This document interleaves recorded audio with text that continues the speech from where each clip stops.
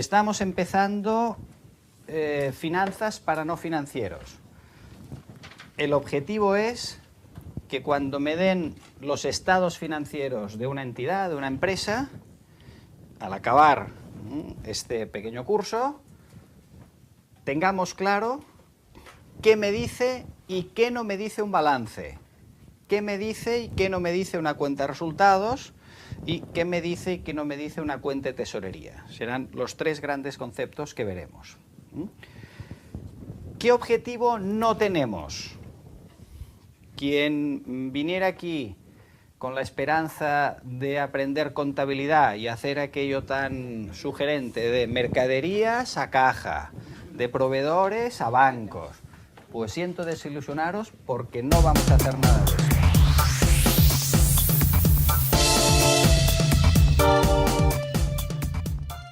Bueno, un saludo muy especial de su profesor Luis Fernando Pineda en esta cátedra de finanzas para ingenieros civiles. Tendríamos que decir que el estudio de las finanzas tiene actualmente una enorme importancia y aplicación para profesionales no financieros como son los ingenieros civiles.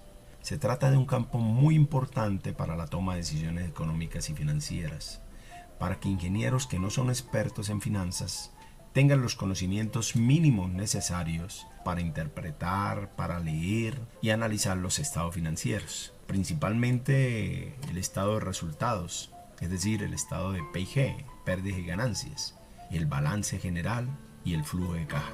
Los estados financieros son documentos o informes que permiten conocer la situación financiera de una empresa, permite conocer los recursos con que cuenta esa empresa, los resultados que ha obtenido durante un tiempo prudencial, la rentabilidad que ha generado, entradas, salidas en efectivos y otros aspectos que se necesitan para tomar determinaciones financieras. Los estados de resultado también son conocidos como pérdidas y ganancias, estados de P&G, y nos muestra detalladamente los ingresos, los gastos y los beneficios o pérdidas que tiene la empresa. Podemos saber si está generando suficientes ingresos, si está gastando demasiado, si está generando utilidades o si gasta más de lo que gana. Todo este análisis nos sirve en la toma de decisiones. El balance general, por su parte, muestra detalladamente los activos, los pasivos y el patrimonio con que cuenta una empresa en un momento determinado. Allí podemos saber cuándo y dónde se ha invertido, cuándo ese dinero proviene de acreedores y cuándo proviene de capital propio. Ahí podemos analizar cuán eficiente se está utilizando esos activos, que también se está administrando los pasivos y en base a dicho análisis tomar decisiones. Por otro lado, el flujo de caja nos muestra los ingresos, los egresos de efectivos que ha tenido una empresa durante un tiempo determinado. Pero además de ello nos permite saber si la empresa tiene un déficit o excedente de efectivo. Y así, por ejemplo, determinar cuándo o cuánto se puede comprar materiales. Si es posible que se compre de contado o si es posible que se compre a crédito, si toca pedir un crédito. Si es posible que se paguen deudas a la fecha o toca pedir refinanciamiento. El flujo de caja nos dice cuánto estamos recibiendo diariamente y cuánto vamos a gastar diariamente para hacer entonces una conciliación entre lo que entra y lo que sale y disciplinadamente comprometernos a los pagos o no en determinado momento de acuerdo a cómo esté circulando ese flujo de caja. Es importante entonces tener en cuenta y en esto se va a basar el curso de economía y finanzas para los ingenieros civiles. Puede ocurrir que no todos sean empleados, sino que algunos se dediquen a su propia empresa de construcción o su propia empresa contratista y necesita conocer la interpretación de estos estados financieros. Ahí nos vamos a basar fundamentalmente. Y seguramente empecemos con un presupuesto de obra. Empecemos revisando los presupuestos y a través de los presupuestos diligenciar, analizar y proyectar los estados de flujo de caja y también la programación de obra. Eso nos va a indicar entonces en qué medida vamos necesitando que el flujo de caja sea efectivo. Vamos a ver entonces poco a poco cada uno de estos elementos que hemos hablado acá.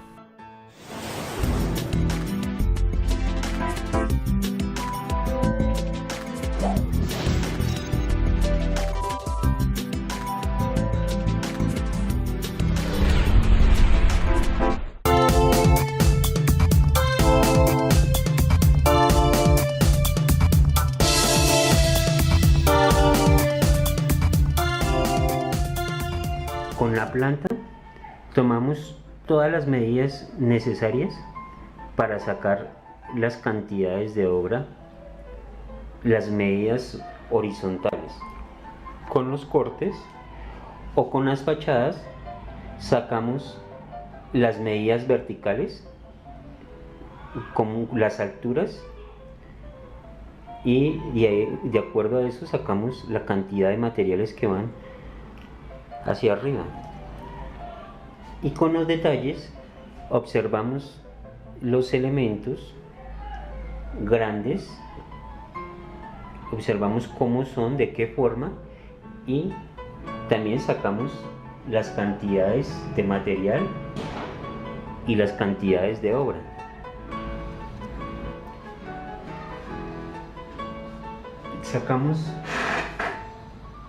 Sacamos un listado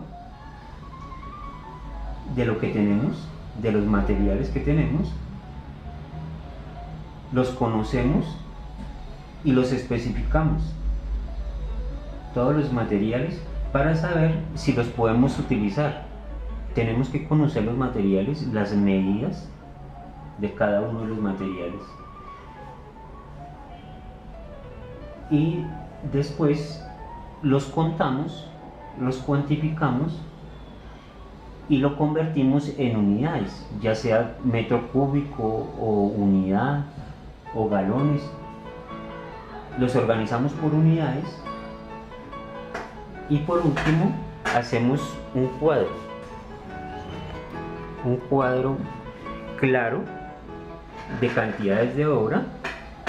Hacemos una columna de ítem o los capítulos, otra descripción, otra columna de unidades y la siguiente columna de cantidades de obra, de material. Entonces el ítem lo sacamos, como les decía, de los videos pasos para construir una casa o edificio. Entonces empezamos a ver desde el video número 1 de 3. Ahí está especificado cuáles son los pasos para construir el edificio. Entonces el primer paso es preliminares. Entonces colocamos en descripción preliminares ítem 1. Luego colocamos ítem 1.2. Cuando ustedes vean el video, o si ya lo han visto, se darán cuenta que preliminares está conformado por varios puntos. Entre esos, descapote, replanteo, y hay otros más, pero depende de cómo nosotros estemos realizando nuestra obra. Depende de eso, vamos a ver cuáles de estos puntos de preliminares vamos a usar para nuestro proyecto. En este caso vamos a usar descapote, entonces lo llamamos 1.2, y 1.3 replanteo.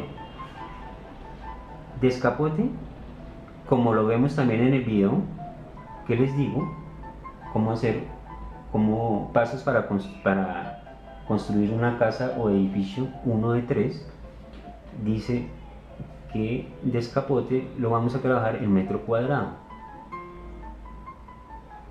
la unidad metro cuadrado. Le vamos a colocar una cantidad ficticia, en este caso le vamos a colocar 200 metros cuadrados, pero es ficticio porque puede ser una cantidad diferente de acuerdo a la obra. Replanteo también lo vamos a trabajar por metro cuadrado, también lo especifica en el video que les recomiendo, y la cantidad. El próximo capítulo, el siguiente capítulo, es cimentación, que también lo pueden ver en el video. Ítem número 2, cimentación. La cimentación está dividida en varios puntos, que ustedes podrán ver que está dividido en varios puntos, y vamos a trabajar en este proyecto solamente excavación y concreto. Entonces el ítem número 2.1 es excavación y lo vamos a trabajar por metro cuadrado. Todo esto lo consiguen en el video que les recomiendo, y le colocan la cantidad de metro cúbico que vayamos a excavar en el proyecto. que estos metros cúbicos los sacamos de los planos en planta y en alzada de nuestro proyecto. 2.2 concreto. Unidad, metro cúbico y la cantidad de metros cúbicos que vamos a utilizar de concreto para la cimentación únicamente. En el capítulo número 3, desagües de aguas negras y aguas lluvias.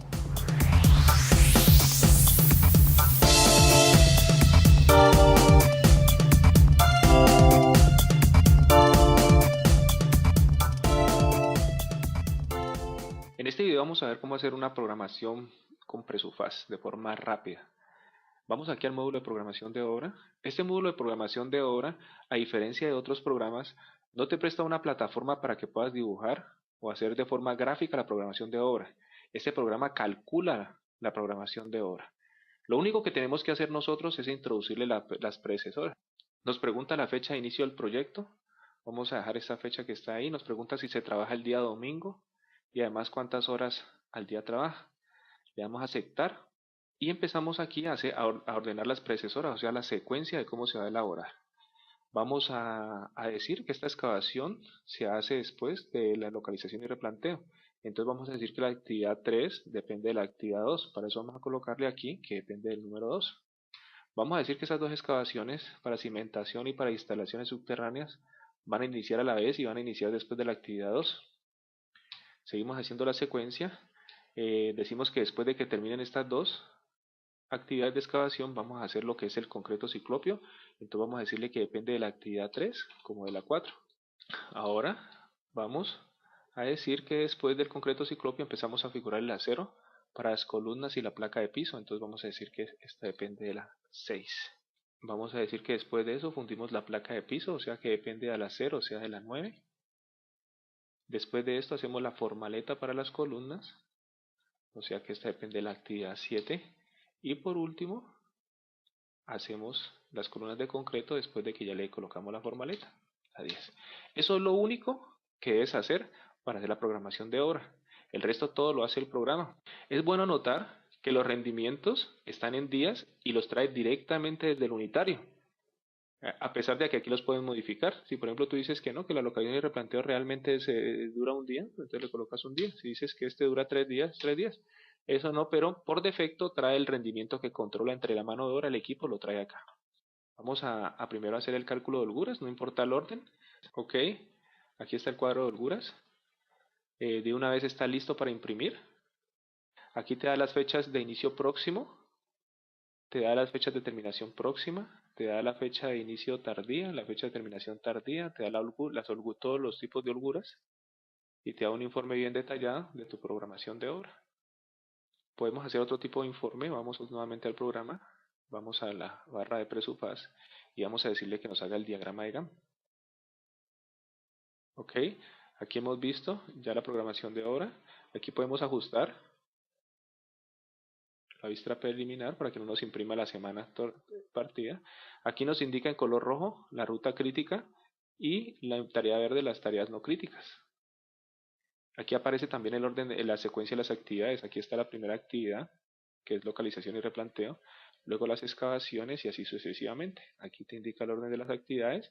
Además te imprime la fecha de inicio tardía, la fecha próxima. Ahora podemos ir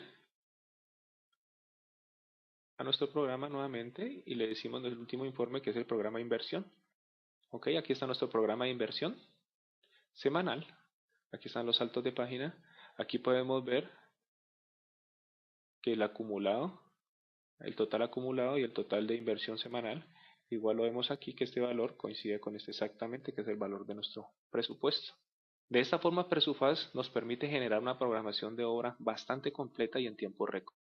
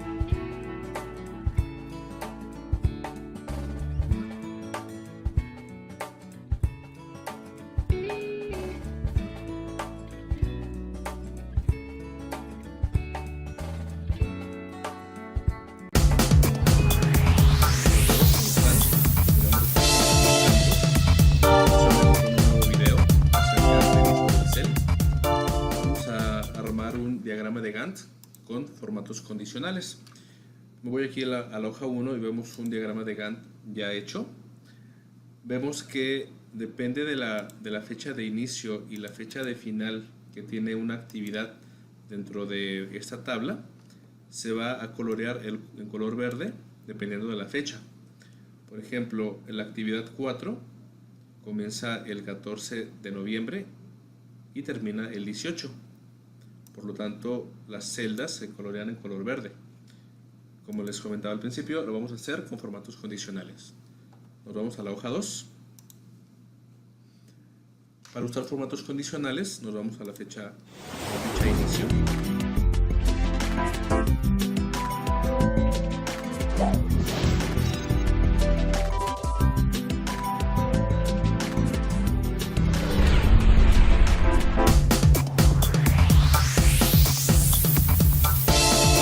En esta lección veremos cómo conformamos los estados financieros, para lo cual miraremos cuáles son los tres elementos principales que los conforman. El primer elemento es la balanza de comprobación, el segundo componente es el balance general y el tercer componente el estado de resultados. ¿Cuáles son los grupos de cuentas que conforman los estados financieros? El primer grupo son las cuentas de activos, el segundo grupo son las cuentas de pasivos, el tercer grupo las cuentas de capital, el cuarto grupo las cuentas de ingresos, el quinto grupo las cuentas de costos y el sexto grupo las cuentas de gastos. Ahora veamos cómo se clasifican y qué forman cada una de ellas. Todo el grupo de las 6 cuentas, de la cuenta de activos, la cuenta de pasivos, capital, ingresos, costos y gastos, conforman lo que es la balanza de comprobación. Ahora miremos cómo se subdivide cada uno de ellos. Con las primeras 3 cuentas o con los primeros 3 grupos de cuentas formamos lo que conocemos como el balance general, donde incluimos el grupo de cuenta de los activos, grupo de cuenta de los pasivos y el grupo de cuenta del capital. En el segundo grupo de cuentas, que son del grupo número 4 de los ingresos, costos y gastos, componemos lo que conocimos como el estado de resultados. Ahora veamos cómo se forma lo que conocemos como balance general. Para este ejemplo vamos a ver lo que se conoce como balance general en forma de cuenta. El grupo de cuentas que componen el balance general, en la primera columna del balance establecemos las cuentas de activos, que esta nos da el total de activos al final del grupo de cuentas. Luego en la segunda columna colocamos las cuentas de pasivos, esto es igual, totalizamos lo que son los pasivos. Luego el tercer grupo de cuentas es el capital, esto totalizamos el capital y posteriormente sumamos lo que se conoce como total pasivo más capital. Esto nos da como resultado la fórmula conocida que los activos son igual al pasivo más el capital. Ahora veamos los 3 grupos de cuentas que conforman el estado de resultados. El primer grupo son los ingresos menos los costos. Esto nos da como resultado la utilidad bruta. La utilidad bruta menos los gastos, esto nos da como resultado la utilidad neta. Ahora veamos un ejemplo de cómo se conforman las cuentas del balance general. En el primer grupo, que tenemos las cuentas de activos, estas se subdividen en activos circulantes, que dentro del activo circulante podemos establecer algunas cuentas como la caja general, cuenta de banco, las cuentas por cobrar, lo que son los inventarios. En el segundo subgrupo tenemos las cuentas de activos fijos, que estas podemos clasificarlas como terreno, edificios, mobiliarios y equipos. En el tercer grupo o tercer subgrupo tenemos lo que son los activos diferidos, que estos pueden ser los gastos pagados por anticipado. Luego, en la segunda columna, donde colocamos las cuentas del pasivo, esta igual la subdividimos en subgrupos, lo que conocemos como pasivos circulantes. Tenemos cuentas como la de proveedores, documentos por pagar, préstamos por pagar y gastos acumulados por pagar. Luego tenemos las cuentas de pasivos fijos, tenemos lo que son préstamos por pagar a largo plazo, hipotecas por pagar y documentos por pagar a largo plazo. En el tercer grupo, lo que conocemos como las cuentas de capital, tenemos las cuentas de capital social y lo que son utilidades retenidas. Ahora veamos cómo componemos la fórmula, que sería el activo es igual al pasivo más el capital. Esto al final tiene que darnos las sumatorias iguales en las dos columnas, tanto la columna del activo como las columnas del pasivo más el capital. Ahora veamos el ejemplo de las cuentas del estado de resultados. Tenemos las cuentas de ingresos, que estas se clasifican en ventas y ingresos financieros, menos, ¿verdad?, los costos, que estos los clasificamos en lo que son los costos de venta. Esto nos da como resultado la utilidad bruta.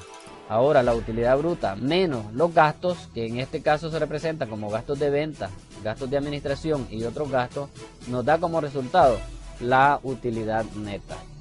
Seguiremos ampliando el tema en los próximos capítulos. Muchas gracias.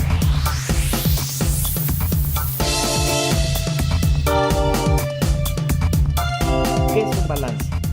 El balance general, también llamado estado de situación financiera o estado de posición financiera, es un estado financiero que muestra la situación financiera de una entidad a una fecha determinada.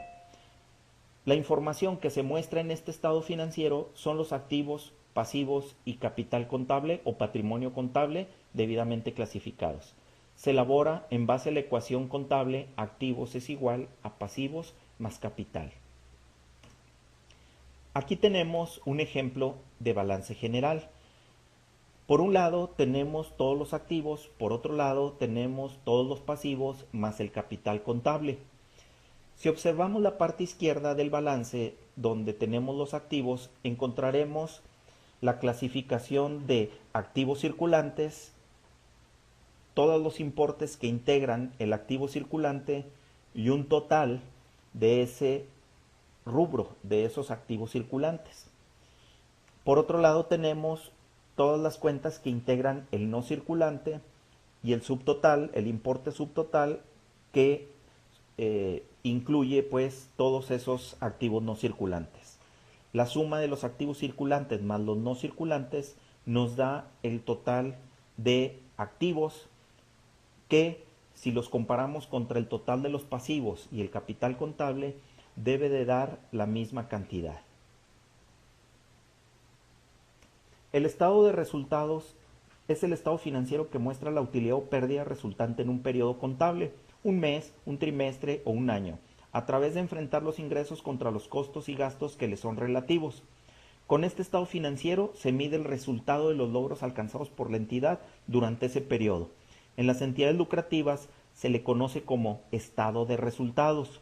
En las entidades no lucrativas cambia el nombre a estado de actividades, pero la estructura es básicamente la misma. Por un lado tenemos el total de ingresos, al que le vamos a restar el costo de ventas para obtener una utilidad bruta. Luego restamos los gastos de operación para obtener una utilidad de operación. Luego podemos restar, si es que tenemos, gastos y productos financieros para obtener una utilidad antes de impuesto. Una vez determinado el impuesto se resta y nos queda una utilidad neta que sirve para reparto de dividendos. Este es un ejemplo del estado de resultados, donde vemos que en primer lugar, el primer renglón son nuestras ventas del 1 de enero al 31 de diciembre. Luego se le resta el costo de lo vendido y nos refleja una utilidad bruta. Los gastos de operación aquí en este ejemplo se encuentran separados o clasificados como gasto de venta o gasto de administración, pero una vez restado obtenemos la utilidad de operación, esto es la utilidad del negocio derivado de sus operaciones normales. ¿Por qué digo que de sus operaciones normales? Porque después puede haber ingresos, por ejemplo, ingresos por productos financieros o gastos por el manejo financiero que tiene el negocio y no son precisamente derivados de su operación, para obtener así una utilidad ya antes de impuestos. Una vez determinado el impuesto de acuerdo a las leyes fiscales, se podrá restar a la utilidad antes de impuesto y obtener una utilidad neta que sirva para reparto de dividendos.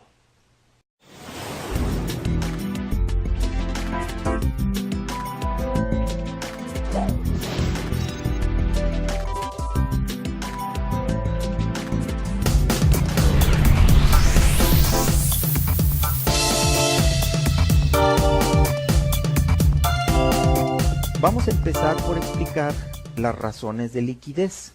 Las razones de liquidez muestran la capacidad de la empresa para cubrir sus compromisos a corto plazo. intervienen solo cuentas del activo circulante y del pasivo circulante, las cuales tienen una importancia relevante en el ciclo de operación de la empresa, ya que miden la salud en el flujo de dinero que se genera por la siguiente relación. Veamos. Este es el ciclo operativo. Se compone por cuentas del activo circulante y del pasivo circulante. Observemos lo siguiente. Partimos de que los proveedores nos entregan mercancía que recibimos en nuestro inventario.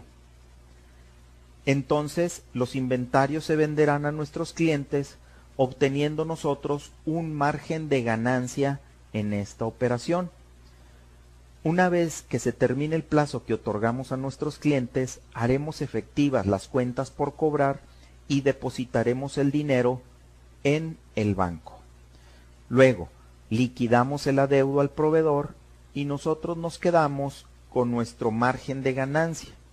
Esta operación se repetirá durante todo el año, pero aquí lo que observamos es que participan en este ciclo de operación solo cuentas del activo circulante y pasivo circulante. Vamos a utilizar solo 4 comparaciones o razones que se pueden hacer con el activo circulante y el pasivo circulante para determinar la posición de la empresa en cuanto a su nivel de liquidez, pero se pueden obtener muchas más razones. Veamos este ejemplo.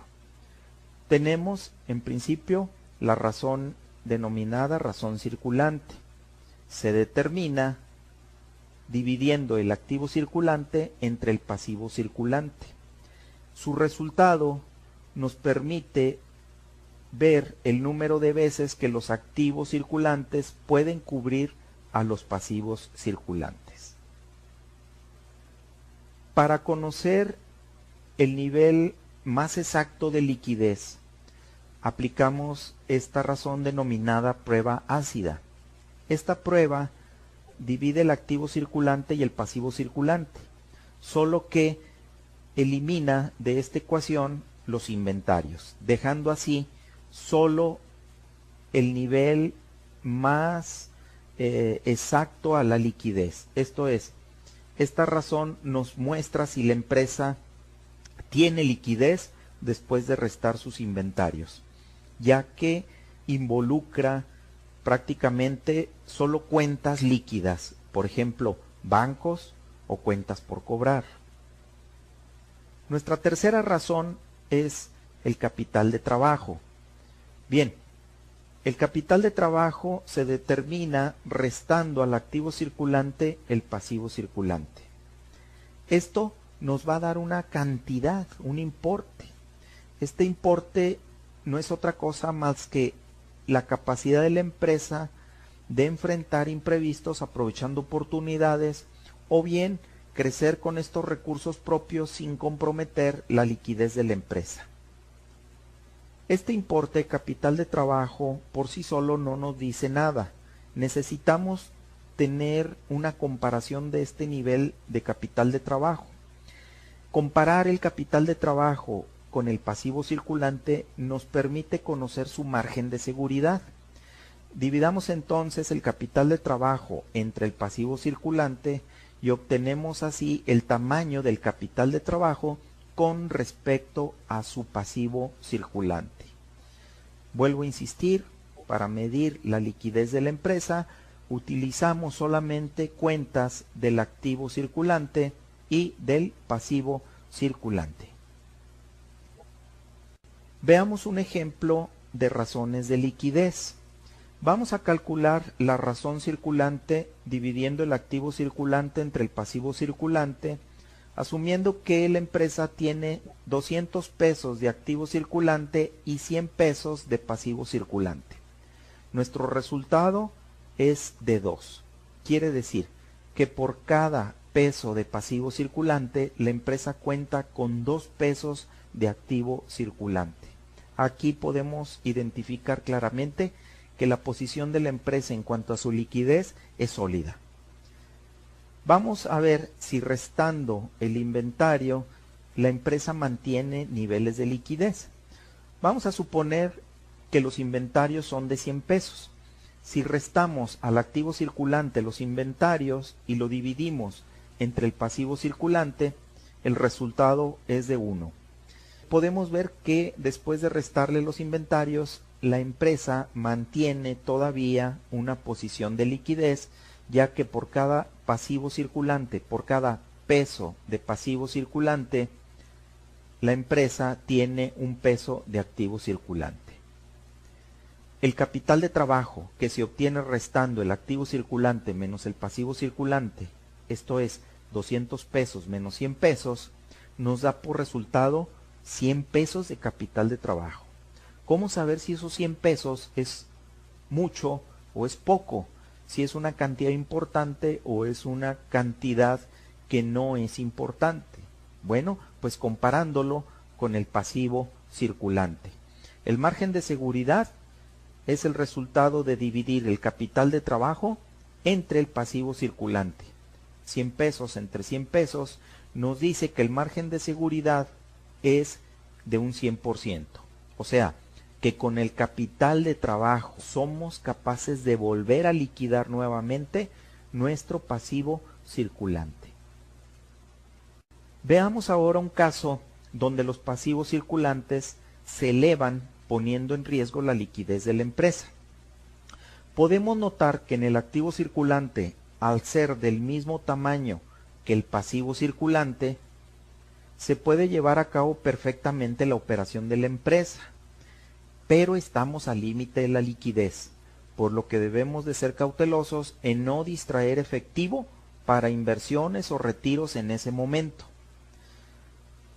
En nuestro segundo ejemplo, que es la determinación de la prueba ácida o la determinación de la razón ácida, restamos al activo circulante los inventarios y encontramos que la empresa no tiene una liquidez después de restar sus inventarios. Esto no significa que sea malo, simplemente estamos conociendo dónde se encuentra gran parte de la liquidez de la empresa. Y son los inventarios los que restamos porque en lo que se refiere a bancos, cuentas por cobrar e inventarios, estos últimos son los que más se van a tardar en convertirse en dinero, esto es en dinero líquido, ¿verdad? Capital de trabajo, 200 pesos menos 200 pesos, ¿qué pasa? Ahora obtenemos un capital de trabajo cero. Insistimos en esto, la empresa puede operar perfectamente con este nivel, una cantidad similar en activos circulantes y en pasivos circulantes. Pero esta operación demanda un justo a tiempo en la recepción de inventarios, en el cobro a clientes, en la recuperación y en el pago de proveedores en los tiempos puntuales. No es posible distraer dinero para inversiones de la operación y la empresa se encuentra a un límite de su liquidez. Así que, pues el margen de seguridad, por consecuencia, si el capital de trabajo fue cero, nuestro margen de seguridad, pues es cero. Veamos ahora un caso donde tenemos un problema de liquidez debido a que los pasivos circulantes son mayores que los activos circulantes. Esto nos lleva a quedar mal con los pagos de nuestros proveedores. Veamos, para la razón de activo circulante tenemos 200 pesos y 400 pesos en el pasivo circulante. Nuestro resultado es menor a 1. Esto quiere decir que no contamos con la liquidez suficiente para cumplir con los compromisos en tiempo y forma. En la parte de la prueba ácida, pues si ya en principio en la razón circulante habíamos observado que no hay liquidez, al quitar los inventarios vemos que queda en una posición un poco más difícil la empresa. El capital de trabajo resulta negativo y en términos porcentuales comparado con respecto al pasivo circulante, pues encontramos que tiene por así decir, un déficit en su liquidez de un 50% con respecto a sus pasivos circulantes.